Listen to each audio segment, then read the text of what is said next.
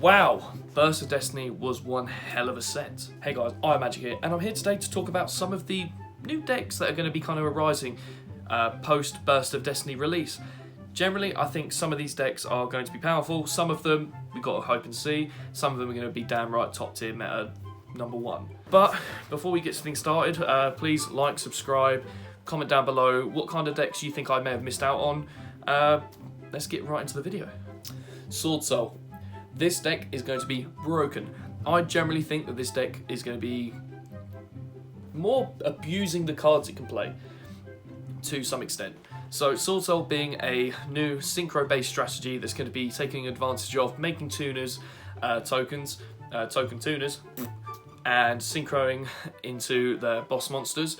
Being able to abuse a card like Baron de Fleur, wow, this is going to be interesting. So Baron de Fleur being a level 10, hard to get rid of because it's an Omni-Negate for no cost monster, and Sword Soul can easily abuse this card. Not to mention it does banishing as well, and recycling big monsters from the grave and special summoning them and doing all the effects.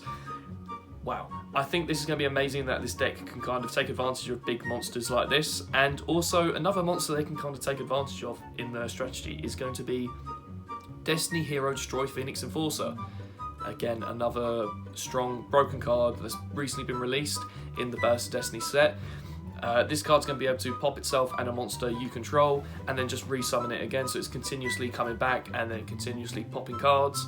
The cards used for its summon, being Celestial and Dasher most likely, are not bad. You know, you don't mind seeing them in the hand. Ideally you don't want them to be there, but compared to something like a Dragoon that's got Red Eyes Dark Dragon, Red Eyes Black Dragon and Dark Magician, I know which I'd rather have in the hand, and I'd rather have the less bricky of the two options. Again, this is going to be interesting. I don't think it will be number one. It will probably be floating around, could be in the top 5. It can abuse a lot of good cards, but I still think it's a tough one. We'll have to see. It's very new, very early days. Definitely a top 10 deck. Will it be a top 5 deck? You'd have to see. I reckon it'll be on the line, but this will definitely be a good deck. There's no doubt about it. Flunderies will, though, be a top 5 deck.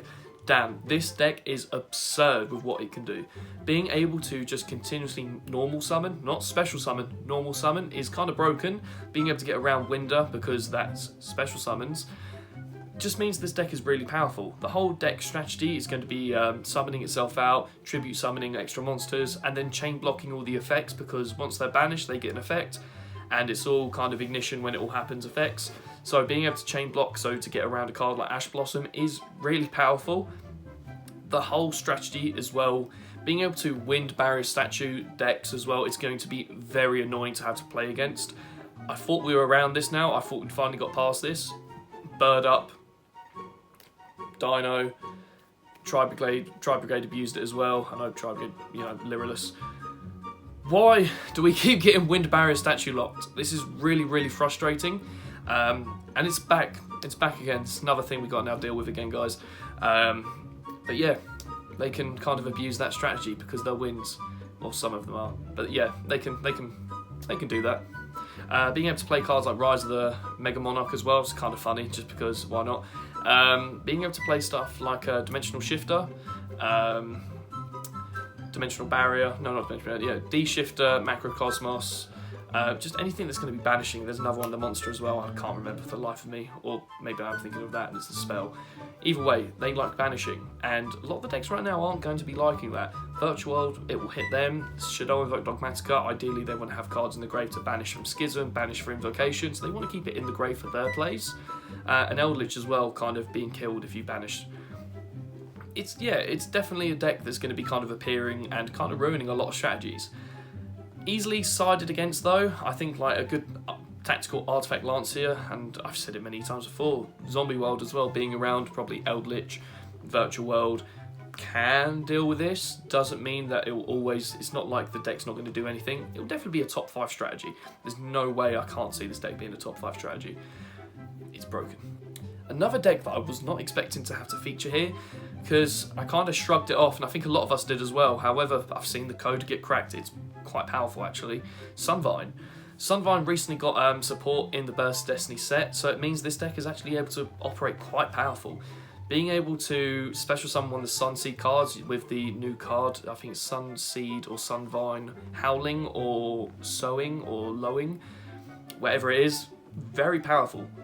The whole strategy can work through 1 or 2 cards to get full combo, and this is ending on Monster Negate, Spell Negate, a skill drain on the board to get rid of all the a skill drain for all the monsters currently on the board right now, and just constant pops as well. They can get many pops out.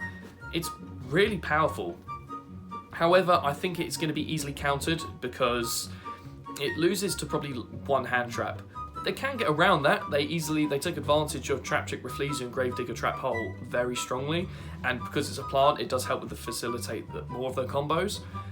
However, they can easily lose to 1 Ash, 1 Imperm, which doesn't say a lot for the deck, but it's still early days, and they probably find more ways to kind of get around that, and this is just seeing the combo goal from 1 card. Being able to hit the Rosemary or a Morphage, whatever it is, Jasmine. You hit that, you hit the whole deck, but how many people are going to know about that? Not many, so I think early days, they're probably going to get through just because people aren't going to know the deck too well, but then once people learn it, it will kind of then fade away. I reckon it will be a one-hit wonder, but I'd be interested to see how well it does in that early stages. Let's see how many tops it can get. But yeah, Sunfire, definitely a deck to look out for, guys. Rocket Caliber was released in this set, which is going to help the Rocket strategy. Dragon Link Rockets have recently been hit because they lost LP, and it kind of killed the deck, let's be honest. It's still seeing play. A lot of people are still trying to revive the strategy. It's not happening. The deck's gone. But this deck could kind of resurface a little bit as a very good top rogue deck, or maybe a tier 2 deck with Caliber. Being able to special summon itself to a zone of Dragon, Dark, Link monster points too. You know, not bad enough special summon. Being a level 4 tuner as well helps get the Borreload Savage Dragon out. And the other synchro plays, or just Link summoning as well. And, you know, you can use Quick Launch, you can use a Rocket Tracer, a Boot Sector Launch to help bring this card out. So it has a lot of kind of plays in the deck, and it will sit there very comfortably. I'll be interested to see what Dragon Link players can kind of do with this card, to see how they'll be able to facilitate it. It might actually be broken.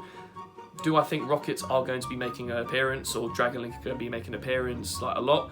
No, but I reckon there will still be them consistent players that are going to try and make it work, and it will be a deck to always kind of keep an eye out for.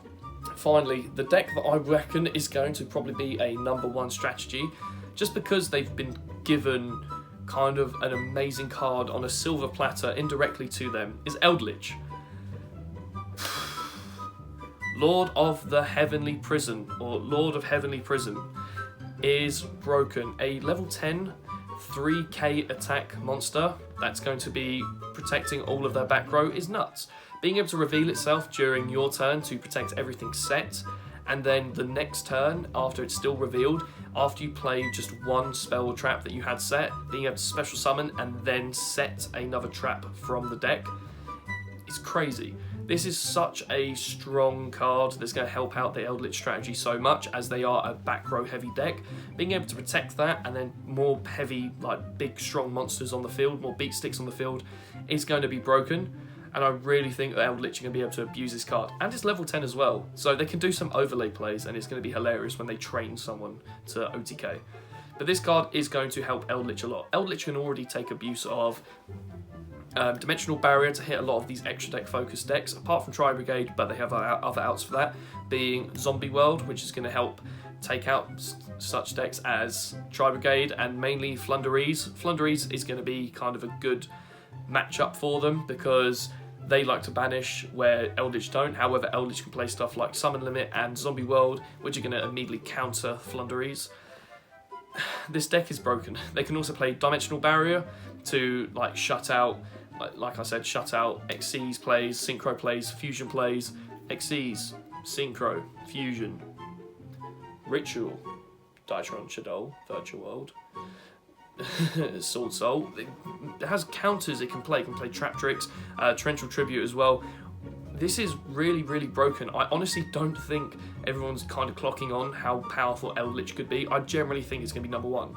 I would put money on that it's going to be #1. It's going to be a very powerful deck. And I'm looking forward to kind of seeing this. I have a lot of people that play Eldritch, so I'll be interested to see how well they're going to do in tournaments. Obviously, I'm going to try and give them a run for their money with Virtual World, because it's my favourite deck right now, so I'm going to try.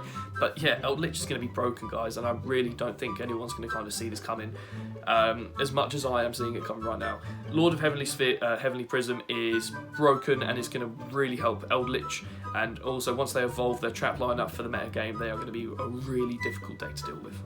But yeah, yet again, guys, please like, subscribe, comment down below what decks you think I missed out on. Anyone says Sue Ship, I swear to God, I know about that deck. I don't think it's going to do much. However, it's nice to see that we got a bit of support for our sushi boats, you know. But yeah, comment down below what other decks you kind of think you're going to start seeing with the release of Burst Destiny, and of course with Synchro Storm that has also just released as well. Don't think Speedroids are going to be doing anything, but of course let me know in the comment section down below. Thank you guys for watching. Peace.